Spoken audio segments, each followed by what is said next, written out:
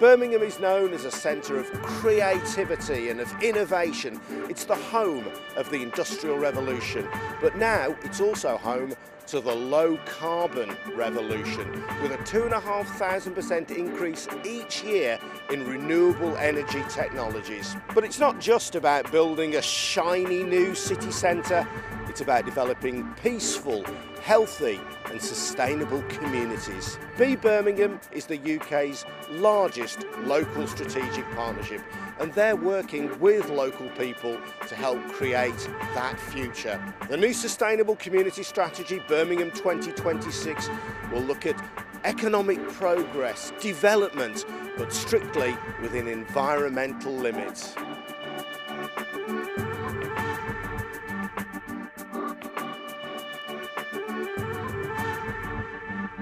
Summerfield is part of Edgbaston constituency. The area had begun to be an area where people really didn't want to live, with all the associated problems that went with that. And it was an area that was in need of some tender loving care. Our aspirations are quite simple, that we want to work with residents to support them in really revitalising their neighbourhood and to support them in their aspirations to make this Birmingham's first eco-neighbourhood. It's a holistic project that looks at every aspect of life in this neighbourhood and looks at how residents can become more environmentally friendly through their lifestyles. The pilot here in Summerfield was set up to look at the issues of fuel poverty and affordable warmth, focusing on vulnerable households and low-income households. A total of £2.3 million has been brought into the area.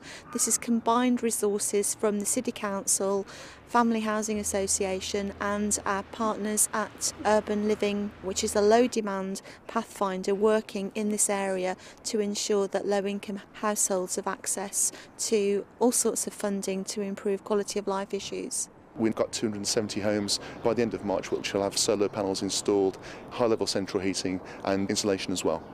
My children have a better quality of life and a cleaner, more healthy environment in which to live. Everyone is like recycling their rubbish, so everybody's doing their little bit. As well as that, is like we've had various people who've put in to have solar panels put in to their home.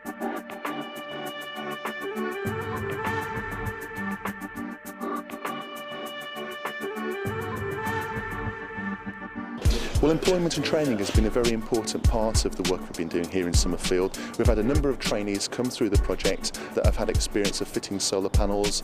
Well, the idea is of the Jericho Foundation is that we work with young people in order to get them back into employment. We've been in Summerfield for about a year now, doing solar water heating in the houses over there. And the idea is that we're trying to reduce carbon emissions in Birmingham and also to reduce fuel poverty as well.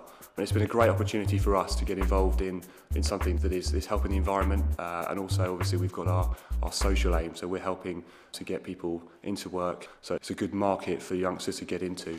Oh, it's made a lot of difference for me. It's made me feel better in myself and affects some help in the community as well. It's all about sustainable jobs, it's all about people being in work and being upskilled while they're in work rather than in and out of jobs over a period of time.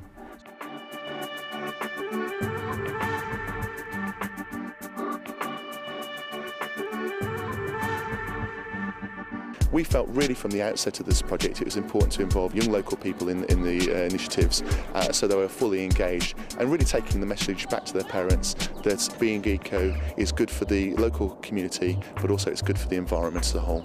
The Eco Radio Project is a podcasting radio station, and the idea is that the children are actually leading the way in the community to inform residents about eco issues and how to reduce carbon emissions. I've learned how to recycle, be eco-friendly and to be helpful with the planet and to save it.